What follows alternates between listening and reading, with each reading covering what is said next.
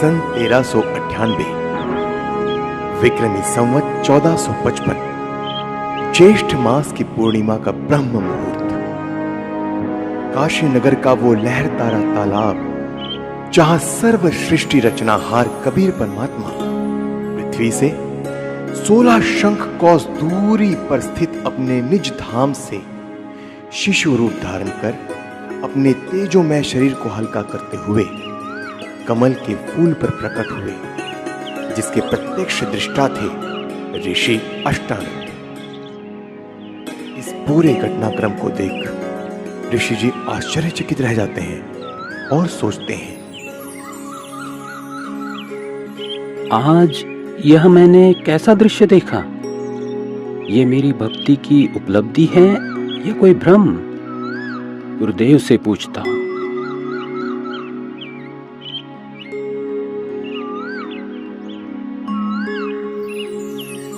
ऋषि अष्टानंद जी के गुरुदेव थे स्वामी रामानंद जी, जो कि विष्णु जी के उपासक थे और वैष्णव धर्म का प्रचार किया करते थे, जिसके लिए उन्होंने 1400 ऋषि शिष्य प्रचारक रूप में भी बना रखे थे।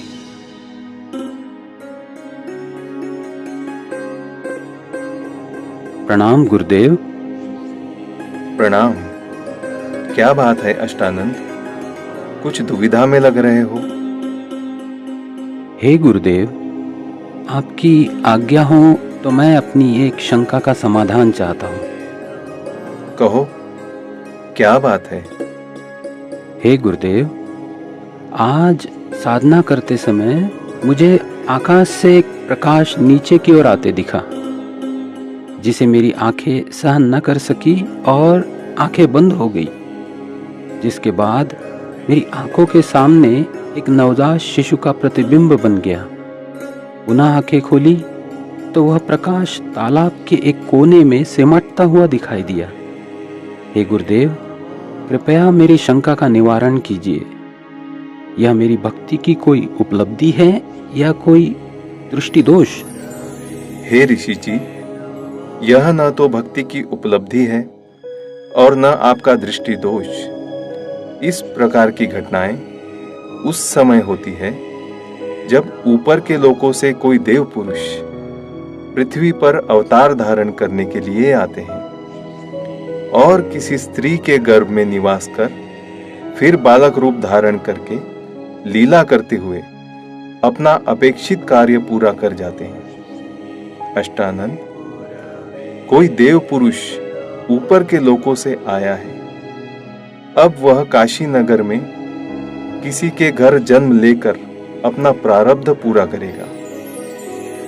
स्वामी रामानंद जी ने अपने ज्ञान आधार से शिष्य अष्टानंद जी की शंका का समाधान किया। स्वामी जी का मानना था कि अवतार मां के गर्भ से ही जन्म लेते हैं, लेकिन स्वामी जी को यह ज्ञान नहीं था कि यहां कोई अवतार गण नहीं, बल्कि स्वयं पूर्ण परमात्मा अवतरित हुए हैं, जो किसी माता के गर्भ से जन्म नहीं लेते। वहीं दूसरी ओर काशी में ही नीरू नीमा नाम के एक मुसलमान जुलाहा दंपति भी रहा करते थे। वैसे तो इसी जन्म में वह ब्राह्मण और ब्राह्मणी थी। नीरू का नाम गौरी शंकर और नीमा का नाम सरस्वती था। उनकी कोई संतान भी नहीं थी। वह भगवान शिव की भक्ति करते थे और शिव पुराण की निस्वार्थ कथा किया करते थे। उनकी इसी निस्वार्थ सेवा और हिंदू धर्म के बढ़ते प्रचार को देख मुस्लिम लोगों द्वारा जबरदस्ती उनको मुसलमान बना दिया गया, जिसके बाद हिंदू धर्म के ही अन्य पंडित ब्राह्मणों ने उनको मुसलमान घोषित कर उनका कथा करना और गंगा दरिया में स्नान आदि करना बंद कर दिया, जिसके बाद नीरू और नीमा रोजाना लहरतारा तालाब पर स्नान करने जाने लगे। भले ही उनको मुसलमान बना दिया गया था, परंतु अब भी भगवान शंकर के प्रति उनकी अटूट श्रद्धा थी। प्रतिदिन की तरह ब्रह्म मुहूर्त में आज भी नीरू और नीमा लहरतारा तालाब पर स्नान करने जा रहे थे।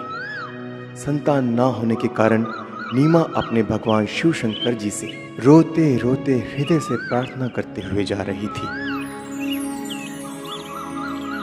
हे भगवान शंकर, आपके दरबार में लालों की कमी है। एक लाल मुझे भी देते तो मेरा इस संसार में हिस्सा हो जाता। नीमा, हमारे भाग्य में संतान नहीं है। अगर होती तो भगवान पहले ही दे देते। आप रो मत।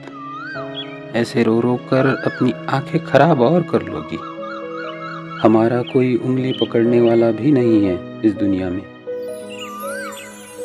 इसी प्रकार आपस में चर्चा करते करते नीरू और नीमा लहर तारा तालाब पर पहुंच जाते हैं, जहां पहले से ही कमल के फूल पर परमात्मा प्रकट हो चुके होते हैं। प्रथम नीमा स्नान करके तालाब से बाहर आती है, फिर बाद में नीरू स्नान करने के लिए तालाब में प्रवेश करता है। जब नीरू स्नान कर रहा होता है तब नीमा पहले वाले वस्त्र धोने के लिए पुनः किनारे पर आती है और उसे सामने कमल के फूल पर कुछ हिलता नजर आता है। इसे देख नीमा सोचती है कि कोई सर्प फन हिला रहा है।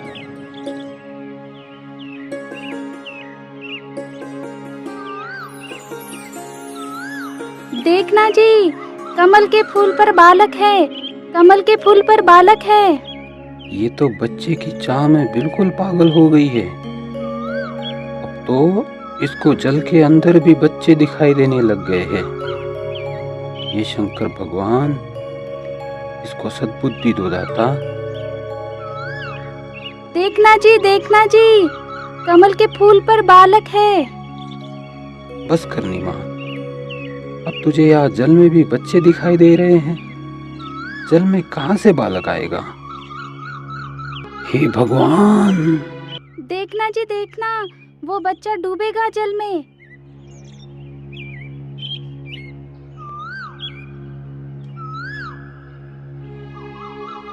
यह बालक पता नहीं किसका है। अब इसको हम घर लेकर जाएंगे तो नगर के लोग पूछेंगे कि किसका बालक चुरा कर लाए हो। हम बताएंगे कि कमल के फूल पर मिला तो कोई यकीन नहीं करेगा। इस बालक को भी छीन लेंगे और पिटाई करके नगर से भी निकाल देंगे। अब हिंदुओं से हमारा संपर्क रहा नहीं और मुसलमानों से भी अभी हमारी इतनी जानकारी है नहीं। नीमा, इस बालक को यही छोड़ दे, इसी में हमारी भलाई है। अगर इसे लेकर हम नगर में गए तो हमारे साथ बहुत बुरा होगा। कोई विश्वास भी नहीं करेगा हम पर। नीरू नीमा को सारी स्थिति से परिचित करवाता है, जिसके बाद नीमा बोलती है, पता नहीं इस बालक ने मुझ पर क्या जादू कर दिया। इसे त्यागना अब मेरे वश में नहीं है, क्योंकि इस बालक ने जो मेरे अंदर आकर्षण पैदा किया है, उसी की वजह से अब मैं इससे दूर नहीं हो सकती। मैं मर सकती हूँ लेकिन इसे नहीं छोड़ सकती। नीमा, तू बहुत सिद्धि हो गई है। मैंने तुझसे आज तक गुस्से से भी नहीं बोला, यह सोचकर कि तू पहले ही संतान के वियोग में दुखी रहती है, परंतु अब मेरे प्यार का नाजायज फायदा उठा रही है। देखो जी, आप कुछ भी कहो, लेकिन मैं इस बालक को नहीं छोड़ सकती। नीरू के काफी समझाने के बावजूद भी नीमा नहीं मानती। तब नीरू ने रोते हुए आंखों में आंसू लिए पहली बार नीमा के ऊपर हाथ उठाया और बोला, रख दे इस बालक को यही, नहीं तो तुझे थप्पड़ मारूंगा। नीरू, मैं तुम्हारे लिए ही आया हूँ। मुझे घर ले चलो, तुम्हें कोई कुछ नहीं कहेगा। ये क्या बालक बोल रहा है? जरूर यह भूत प्रेत या कोई सिद्ध पुरुष है। हे शंकर भगवान, लाज रखना। यह विचार कर नीरू चुपचाप बच्चे को घर ले जाता है। परमेश्वर का शरीर बहुत सुंदर था। आंखें जैसे कमल के फूल हो, घुंघराले बाल, लंबे हाथ और उनकी लंबी लंबी अंगुलियां। शरीर से मानो नूर झलक रहा। पूरी काशी में ऐसा अद्भुत बालक नहीं था। नवजात शिशु रूप परमेश्वर कबीर जी को देखने के लिए पूरा काशी नगर उमड़ पड़ा। जो भी बालक को देखता तो उसके चेहरे से दृष्टि हटाने को दिल नहीं करता। शिशु रूप परमेश्वर को देख आत्मा अपने आप खींची चली जाती। देखते ही देखते स्त्री पुरुष झुंड के झुंड बनाकर मंगल गीत गाते हुए नीरू के घर बच्चा देखने को आने लग गए। परमेश्वर कबीर जी को देखकर कोई कहता यह बालक तो देव अवतार है, कोई कहता कि यह तो साक्षात विष्णु जी आए हैं, कोई कह रहा था यह भगवान शिव ही अपनी काशी नगरी को कृतार्थ करने के लिए उत्पन्न हुए हैं। अपनी अपनी समझ के अनुसार कोई कुछ कह रहा था तो कोई कुछ। यह सब सुनकर नीमा अप्रसन्न हो जाती है। मेरे बच्चे के विषय में कोई कुछ मत कहो। तुमने कभी बच्चा देखा भी है कि नहीं? ऐसे समूह के समूह मेरे बालक को देखने आ रहे हो? नीमा, हमने बालक तो बहुत देखे हैं, परंतु आपके बालक जैसा कभी नहीं देखा, इसीलिए हम इसे देखने आए हैं। हे भगवान शंकर, इनकी नजर से मेरे बच्चे की रक्षा करना। नीमा ने बालक रूप में परमेश्वर कबीर जी को ज्यों ही दूध पिलाने की कोशिश की तो परमेश्वर ने मुंह बंद कर लिया। सर्व प्रयत्न करने पर भी नीरू नीमा बालक को दूध पिलाने में असफल रहे। 25 दिन बीत गए, परंतु बालक ने कुछ नहीं खाया पिया। माता पिता चिंतित हो गए कि बच्चे को किसी की नजर लग गई है। लेकिन भले ही 25 दिन हो गए, फिर भी बालक रूप में परमेश्वर का शरीर पूर्ण रूप से स्वस्थ था। परंतु नीमा को डर था कि बिना कुछ खाए पिए यह बालक जीवित कैसे रहेगा, इसकी कभी भी मृत्यु हो सकती है। यह सोचकर एक दिन नीमा फूट फूट कर रो रही थी और व्याकुल होकर भगवान शंकर से रह रह कर प्रार्थना कर रही थी कि हे शंकर भगवान, या तो ये बालक देना ही नहीं था, जैसे तैसे रो धो कर मैं अपना जीवन व्यतीत कर लेती, और अब दिया है तो ये मुझसे छीनो मत। इसके बिना मैं नहीं रह सकती। ये बालक मरेगा तो इसके साथ मैं भी मरूंगी।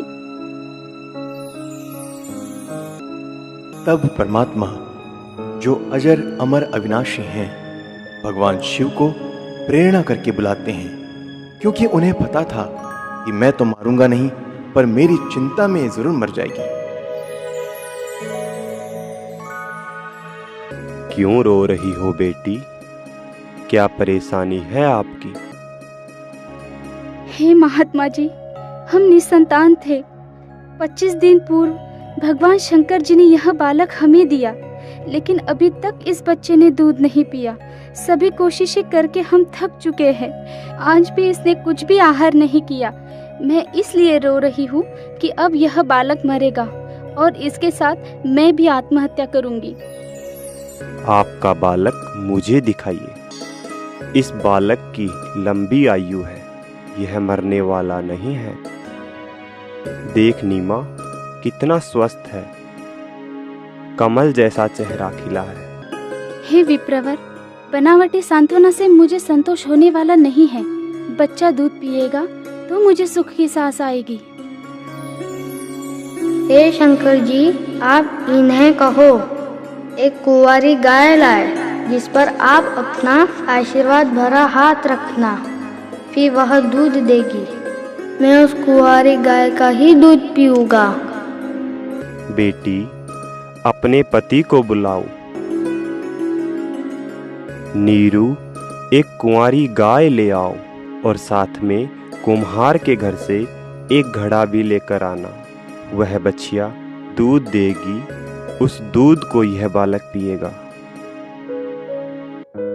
नीरू कुछ देर बाद ही एक बछिया और मटका लेकर आ जाता है, जिसके बाद परमेश्वर कबीर जी के आदेशानुसार विप्र रूपधारी शिव जी ने उस कुंवारी गाय की पीठ पर आशीर्वाद भरा हाथ रखा। उसी समय उस कुमारी गाय के थन लंबे लंबे हो गए और थनों से दूध की धार बह चली। नीरू ने पहले ही वह पात्र गाय के थनों के नीचे रख दिया था। दूध का पात्र भरते ही थनों से दूध निकलना बंद हो जाता है। फिर उस दूध को शिशु रूपधारी परमेश्वर कबीर जी ने पिया। नीरू नीमा ने ब्राह्मण रूपधारी भगवान शिव के चरण लिए। तत्पश्चात विप्र रूपधारी शिव जी वहां से चले जाते हैं।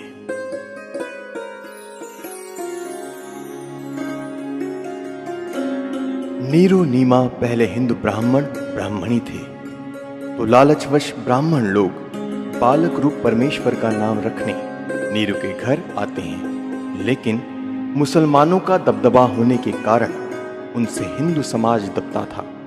काजियों ने कहा कि अब यह मुसलमान हो चुके हैं, लड़के का नामकरण हम मुसलमान विधि से ही करेंगे। इतना कहकर नामकरण के उद्देश्य से काजी कुरान शरीफ को खोलता है, जिसमें प्रथम पृष्ठ की प्रथम पंक्ति का प्रथम अक्षर कबीर लिखा मिलता है।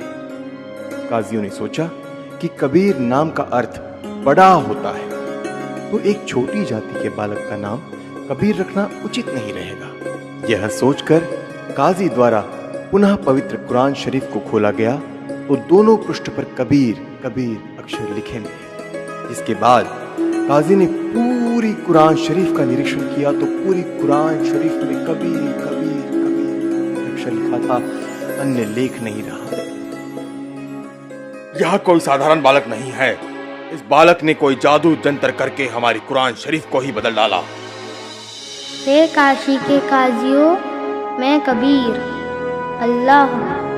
अल्लाहु अकबर हूँ। कल युग में मेरा नाम कबीर ही रहेगा।